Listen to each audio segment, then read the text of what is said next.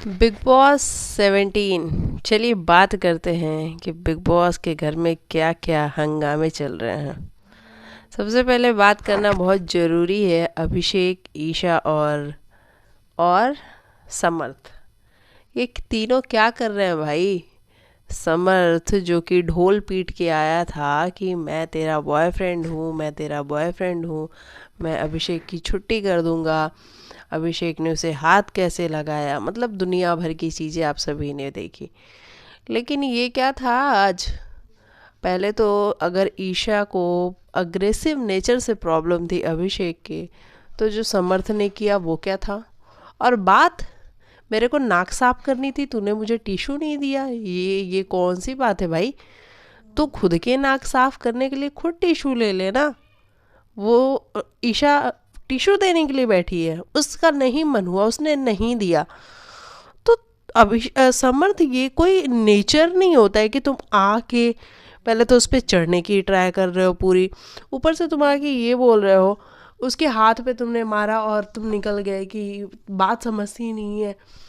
क्या बात नहीं समझती है, मुझे समझ में नहीं आया। अगर उसको लगा तुम मनारा के पास बैठे हुए हो, वो रो रही है, तो उसको यही लगा कि तुम मनारा के लिए मांग रहे हो।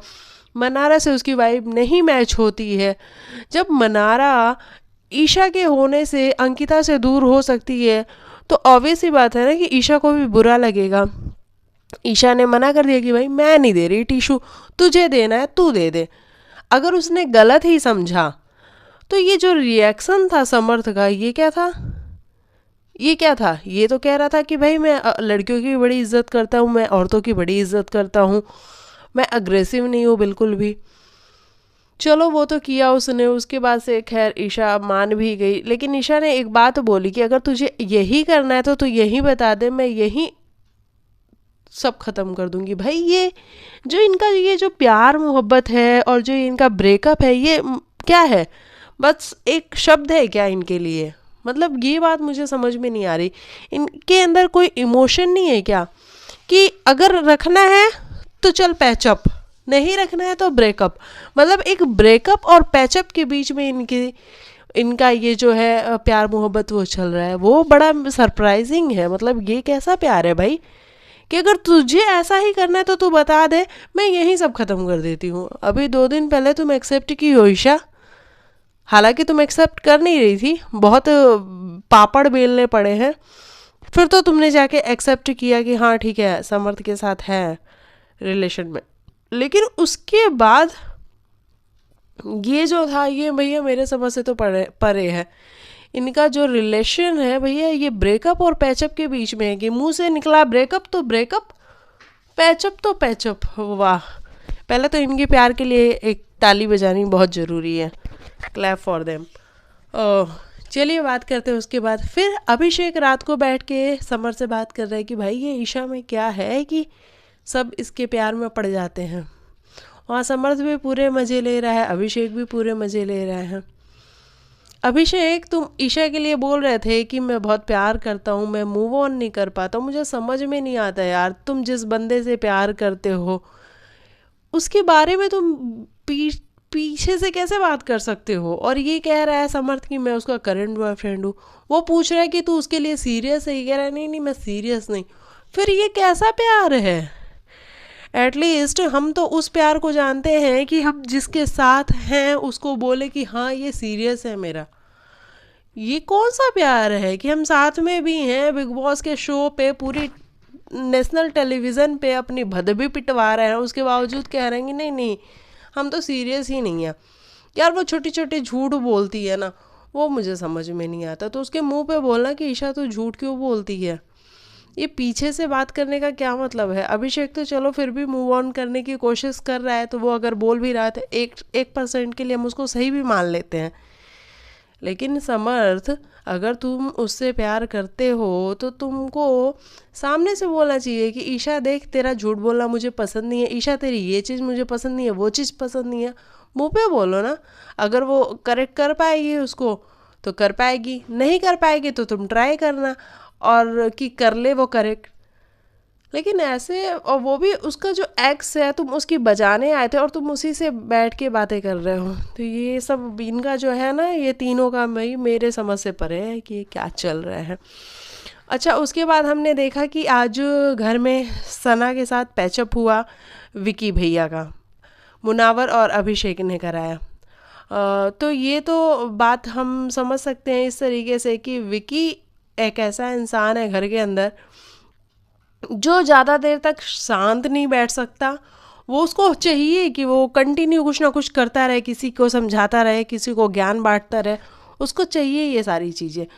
तो उसने सना से पैचअप कर ली और वो उसके मन में इतना था भी नहीं। हालांकि अंकिता और सना की बहुत गंदी वाली फाइट हुई, उसके बावजूद भी विकी के मन में ये वो सब नहीं था। उसको तो है कि मैं गेम खेल रहा हूँ और गेम में सब कुछ जायज़ है। और जैसे ही उसने गले मिला सना से, और सना, बिग बॉस ऊपर बैठे हुए हैं माइक लेके, मेरे को तो लग रहा है कि वो देख रहे हैं नीचे क्या हो रहा है। और जैसे ही इन लोग में कुछ हो रहा है, विकी भैया नॉमिनेशन के 2 दिन बाद, ये कार्रवाई तो तुरंत हो जानी चाहिए थी, ये 2 दिन बाद, 2 दिन का समय कैसे लग गया। अंकिता भी आ जाती वहाँ पे कि भाई तू क्या कर रहा है विकी। तो विकी की इतनी क्लास लगाना, और हम इस चीज़ से समझ सकते हैं कि अब कल सलमान खान भी विकी की क्लास लगाने वाले हैं। उन्होंने ये मुद्दा पकड़ा है कि भाई तुम बात करके आए थे। अच्छा, एक बात बताओ, कभी ऐसा कुछ प्रूफ नहीं हुआ है क्या कि 2 कंटेस्टेंट आपस में बात करके आए हैं? क्योंकि मुझे इससे रिलेटेड कोई मैटर याद नहीं आ रहा है। अगर आप में से किसी को पता होगी, कभी ऐसा प्रूफ नहीं हुआ है क्या कि 2 कंटेस्टेंट आपस में बात करके आए हैं?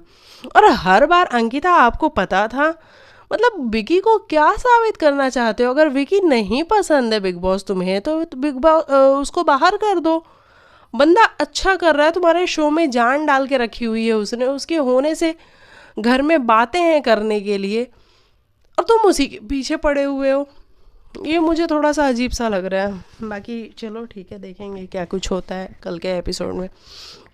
उसके बाद से बिग बॉस ने टास्क कराया, उस टास्क में नील का जो फ्रस्ट्रेशन था वो निकल के आया। विकी, विकी, विकी, जिस तरीके से वो चीख रहा था, अंकिता ने बोला कि भाई डरपोक है तू, अगर तेरे में इतनी ही गट्स है, तेरे को इतनी ही नफरत है विकी से, तो मुंह पे बोलता। तो अंकिता ने वहाँ बिल्कुल सही बोला। हालांकि ऐश्वर्या को बुरा लगा कि भाई तू डरपोक कैसे बोल सकती है।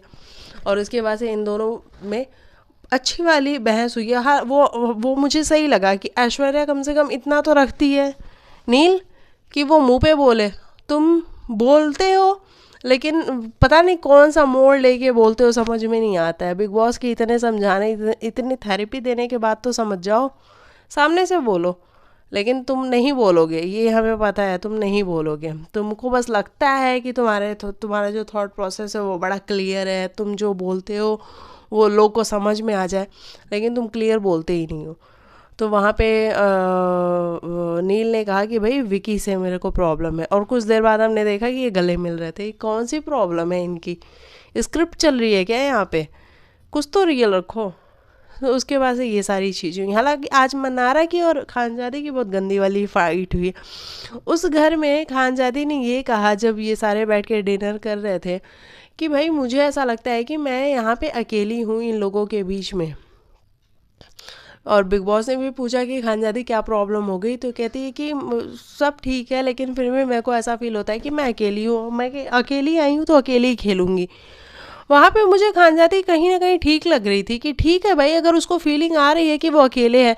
लेकिन रिंकू जी भी मुझे कहीं इस बात पे ठीक लगी कि क्या पता घर के अंदर ऐसा माहौल हो जहाँ पे खानजादी रिंकू जी से, वो जिग्ना जी से, इन सब से कनेक्टेड हो, और उसके बावजूद भी खानजादी अगर ऐसा बोल रही, तो वहाँ पे मैं रिंकू जी को एक चलो बेनिफिट ऑफ डाउट देती हूँ कि चलो उनका भी नाराज़ होना बनता था। लेकिन मनारा किस बात पे नाराज़ हुई वो मुझे समझ में नहीं आया।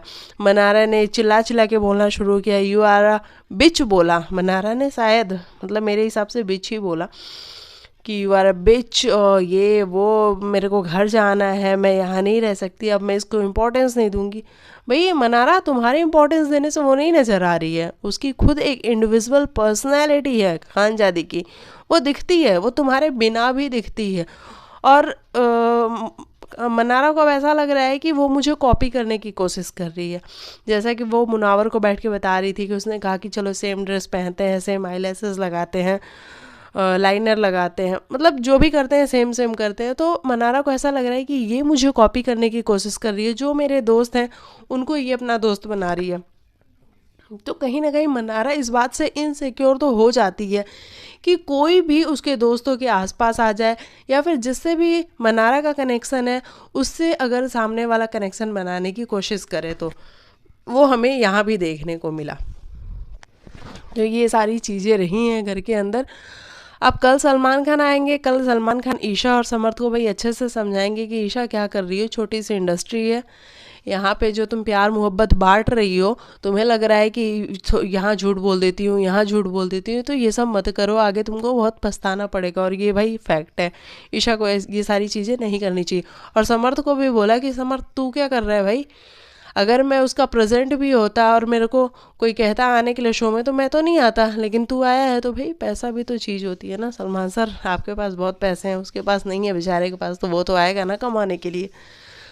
तो ये सारी चीज़ें हैं। और विकी का क्या करते हैं बिग बॉस, मुझे पता नहीं क्यों ऐसा लग रहा है कि ये लोग कोई ना कोई बहाना लेके विकी को शो से निकाल देंगे, क्योंकि उनको पता है कि अंकिता से आगे विकी जाने वाला है और इनको तो अंकिता को लेके जाना है। तो ये सारी चीज़ें रही घर के अंदर।